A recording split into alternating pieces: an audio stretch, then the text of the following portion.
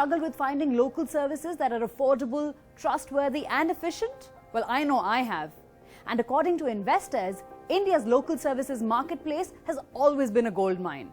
Now here's one startup that's aiming to make the most of this gold mine by connecting consumers to local service professionals efficiently with just a few taps and swipes.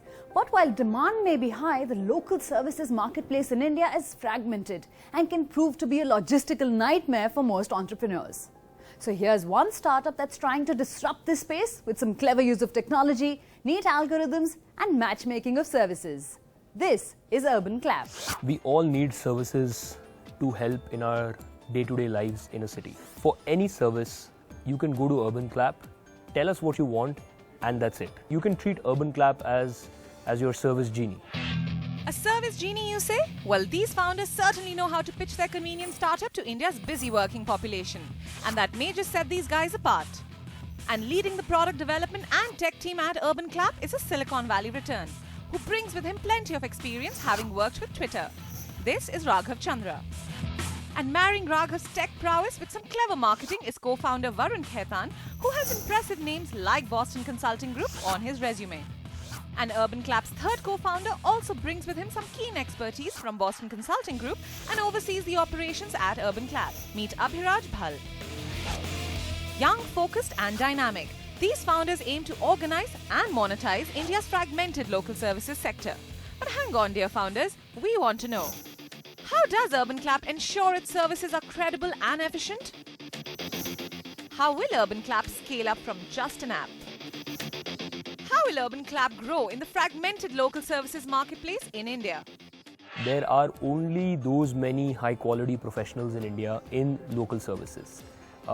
As we are scaling the marketplace, it gets harder and harder to identify who these people are and to convince them and bring them on board. So, we have to go backward integrate a lot, get into things like training, skill improvement, basically upping the overall quality. Like today, if there is a certain threshold of service quality in the country, Urban Clap will succeed if it's able to take it a couple of notches up. Upping the quality of local services in India, that's the primary goal and perhaps the biggest challenge for Urban Clap. To use Urban Clap, a customer first selects a category and then answers several questions on the app or the website. The platform's recommendation engine uses the information from the questionnaire and location-based data to match him or her with the relevant service professionals. But hey, every startup comes at a crossroads when it must ask itself, scale versus scope, what's more important?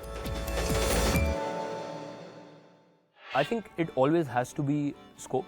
You have to limit scope and make sure that within the scope of your services, within the scope of your geographies, you are delivering a very, very high quality experience to your user. Once you are confident that within a certain scope, you are delivering a high quality experience, you can scale.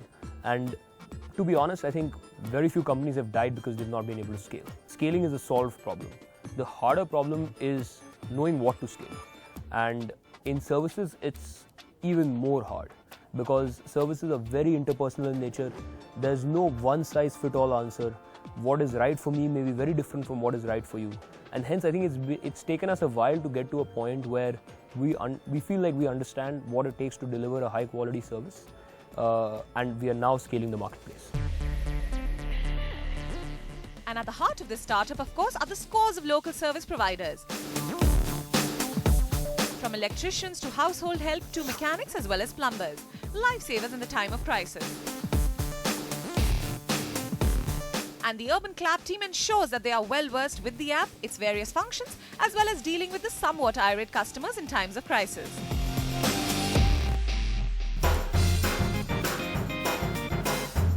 It is this attention to detail that has helped the startup expand to other metropolitan cities in India and raise more funding. But it can't be easy to organize a local services marketplace. So we sat down with the founders for some answers.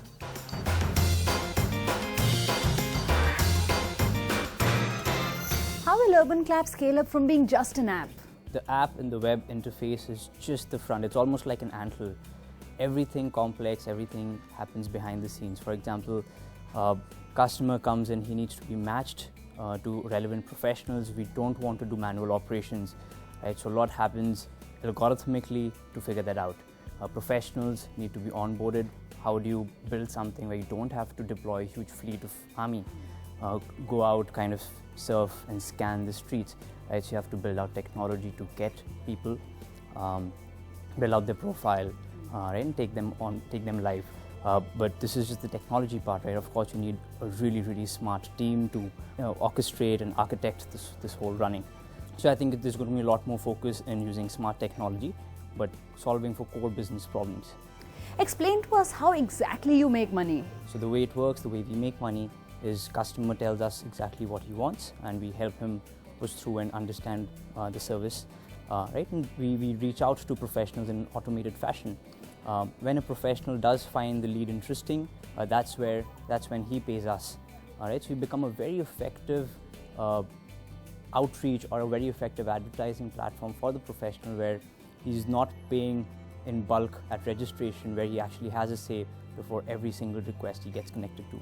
Which is the service that's most in demand in India currently? So among all our categories, I think a few the interesting buckets often lie in more of the fitness, the health domain. And how do you ensure that your services are credible and efficient?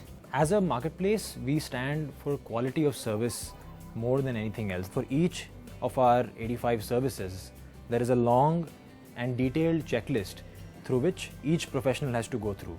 These involve knowing how skilled the professional is, whether their background is clean, we verify their identity and address. 1 in 10 professionals actually meet the quality bar of Urban Clap to be on our platform. Like we say no to these guys so you can say yes. How will Urban Clap grow in the fragmented local services marketplace in India? The fact that local services India is unorganized and fragmented ends up being a boon for us. As a platform, most parts of how we work are very, very technology driven and automated. All the local service professionals come and want to be on our platform because right now they don't have any reliable way of getting business. In just about a year, we have already more than 30,000 professionals on our platform, and by the end of this year we want to take it to more than 200,000. So I think while the world is fragmented, we are the ones organizing it, and that's what is leading to our growth.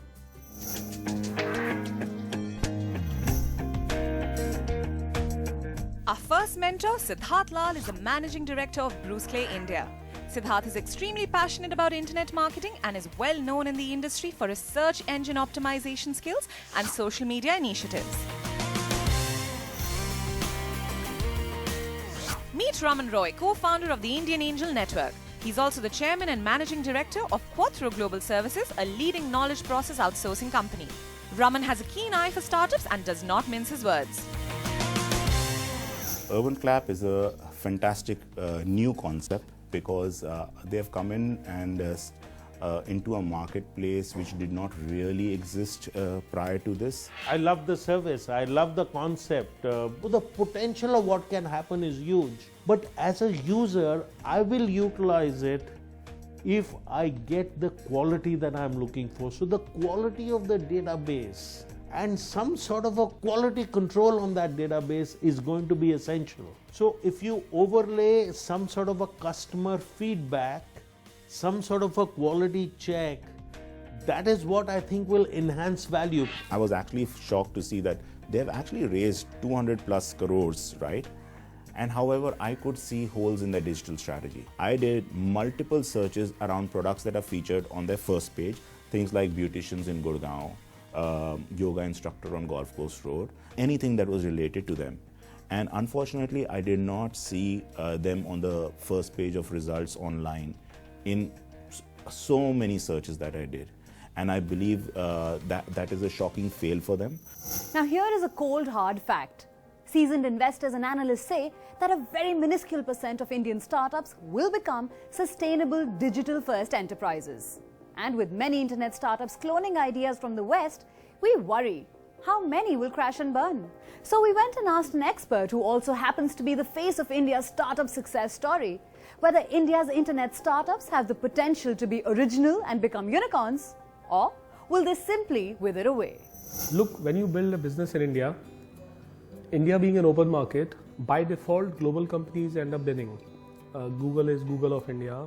Social network is Facebook of India. The messenger is WhatsApp of India, is WhatsApp. Unless there is a local extra delta, for example, like telecom required spectrum, which is local event. But when it comes to marketplaces, technologies, open markets, especially like India, it is very important that Indian companies do things many times differently, which are not replicable by international company.